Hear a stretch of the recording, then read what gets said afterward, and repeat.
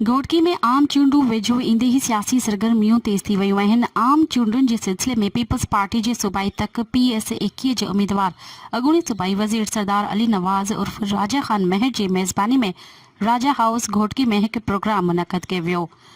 Programme में शहर के मुअज़्ज़िज़ माण्हुनि अॻूणे म्यूनिसिपल चेयरमैन सैयद असगर शाह गिलानी, सरदार अली नवाज़ खान घोटो, अशोक कुमार हेम राजाणी, मुखी कीकाराम, अब्दुल मजीद लाखो, डॉक्टर AR मलक, बालाज खान शाहानी समेत इत्तहादीन ऐं शहरीन वॾे अंग में शिरकत कई। इन मौक़े ते आयल इत्तहादीन सरदार राजा खान महर खे यकीन ॾियारियो त घोटकी जी अवाम साणस गॾु आहे। इन मौक़े ते सरदार अली नवाज़ खान उर्फ राजा खान महर कारकुननि ऐं इत्तहादीन जे मेड़ाके खे ख़िताब कंदे चयो त ईंदड़ आम चूंडुनि में पीपल्स पार्टी सिंध तोड़े पाकिस्तान में वॾी अक्सरियत सां कामयाब थींदी ऐं बिलावल भुट्टो ज़रदारी वज़ीर आज़म थींदो। अञा इलेक्शन जो शेड्यूल पोइते आहे। 80-90% त ॿुधण में अचे थो त इलेक्शन थींदी। कुझु परसेंट माण्हू इहो बि रायो ॾिनि था त मत इलेक्शन न थिए, पर असां हिन वक़्तु इलेक्शन जो शेड्यूल अचण वारो आहे, नज़दीक आहे, त असां सोचियोसीं त सभिनी दोस्तनि खे गॾे उन खां सलाह मशवरो वठूं, उन्हनि जी राय वठूं। ऐं जीअं हमेशह असां खानगढ़ वारनि जी रिवायत रही आहे, ग़रीब खे अमीर खे, हिंदू मुस्लमान खे, बरोच जामोट जो असां कॾहिं फ़र्क़ु न कयो आहे। हर ग़रीब अमीर खे असां हमेशह गॾु खणी हलिया आहियूं। हाणे बि असांजूं उहे साॻियूं पॉलिसियूं आहिनि खानगढ़ जूं। असां अवामी सियासत ते यकीन रखूं था। असांजा दरवाज़ा ग़रीब अमीर लाइ खुलियल आहिनि। ड्राइंग रूम जी सियासत असां बंदि करे छॾी आहे। रोडनि ते, रस्तनि ते बंगलनि जा दर असांजा खुलियल आहिनि। हर जाइ ते असां पंहिंजी आवाम जे विच में आहियूं। तोणे कुझु टाइम पीपल्स पार्टी को थोरा पासीरा रहियासीं। मां पीपल्स पार्टी छॾी न हुई। सरदार अली गौर ख़ान कंहिं सबब जे करे GDA सां यानी पंहिंजो ॻाल्हियूं हाणे सभु ख़तमु थी वियूं। तंहिं हूंदे बि असां पंहिंजी आवाम जे विच में रहियासीं। शादी गमी, मिलणु जुलणु, खानगढ़ जो जेको तरीक़ेकार हुयो उन खे असां हमेशह बरक़रार रखियो आहे। ऐं इंशा अल्लाह ताला हाणे बि खानगढ़ जो तरीक़ेकार जेको आहे उहो ई बरक़रार रहंदो। हर माण्हू सां राब्ते में रहंदो।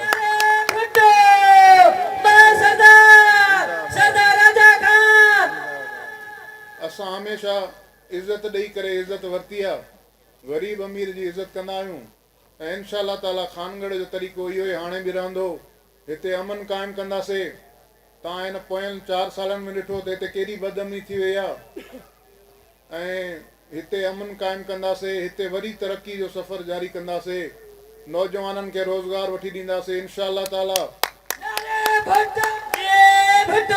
म्यूनिसिपल जे जेके मुलाज़िमनि खे तकलीफ़ आई आहे, 5 सालनि खां उन्हनि जूं पगारूं बंदि आहिनि। इंशा अल्लाह जल्द उन्हनि खे ख़ुशख़बरी ॾींदासीं, उहे पगारूं बहाल कराईंदासीं। मां इहो अर्ज़ु कयां पियो त खानगढ़ जी असां ॿाहिरनि जी उहा पॉलिसी आहे। हाणे सरदार मोहन बख्श खान हुजे, सरदार अली गौर ख़ान हुजे, तोड़े असां हुजूं, खानगढ़ में थोरा घणा जेके इख़्तिलाफ़ात हुया उहे बि ख़तमु थी विया। पीपल्स पार्टी सां बि मसइला तय थी विया। ऐं इंशा अल्लाह ताला असांजी इहा कोशिशि आहे त पीपल्स पार्टी सिंध में वॾी अक्सरियत सां कामयाबु थिए।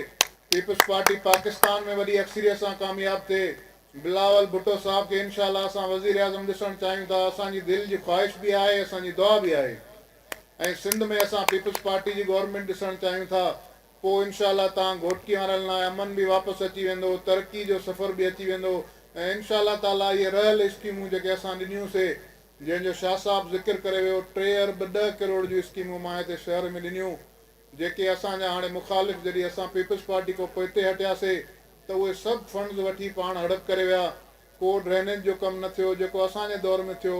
हे बगेवाह जे 2 पासा रोड हुयो, इन ते नंढियूं ब्रिजिस हुयूं, इहो असां कमु ॾिनोसीं। बेशुमार कमु ॾिनासीं। उहे सभु कम असांजा रुकिजी विया ऐं सभु उहे करप्शन जी नज़र थी विया। उहो सभु तव्हांजे अॻियां आहे। तव्हां हाणे बि पंहिंजी गाॾियूं आहिनि, मोटरसाइकिलूं आहिनि, तव्हां निकिरी करे घोटकी शहर जो चकर ॾियो। मूंखे को हिकिड़ो प्रोजेक्ट ॿुधायो, हिकिड़ी का स्कीम ॿुधायो जंहिंमें शहर जी का बहितरी थी हुजे।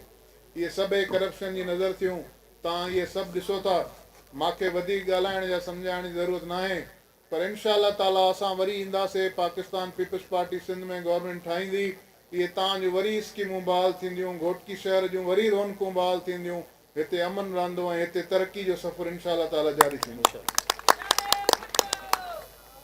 ज़रदारी साहब जी वॾी महिरबानी।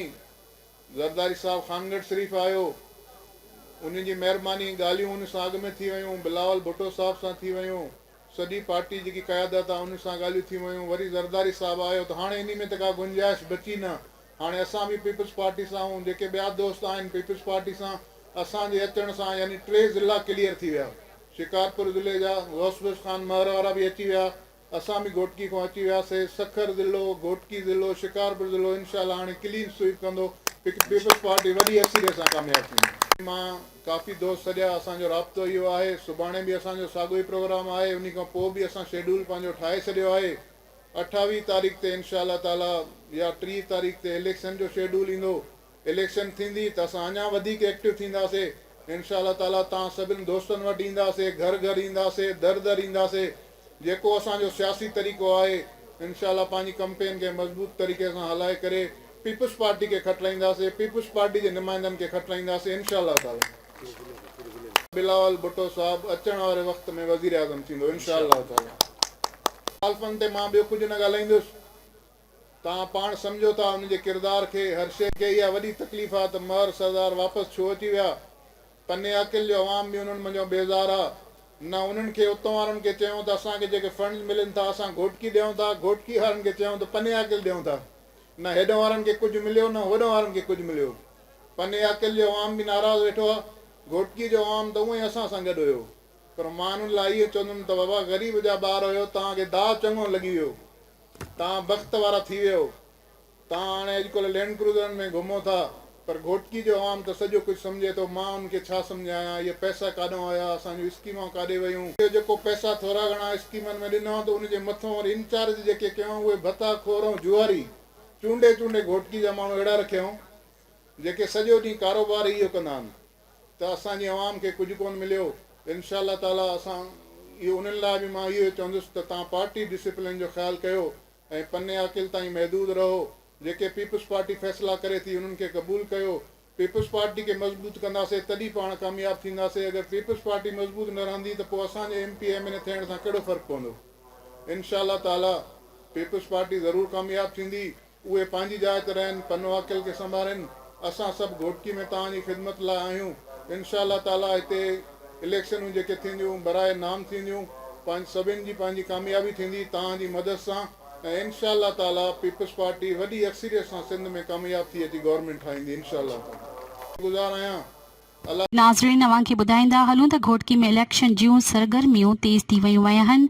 पीपल्स पार्टी अॻवान सरदार अली नवाज़ उर्फ राजा खान महर कार्नर गजानी खे ख़िताब कंदे चयो त घोटकी ज़िलो पीपल्स पार्टी क्लीन स्वीप कंदी, मुखालिफ़नि खे बदतरीन शिकस्त मिलंदी।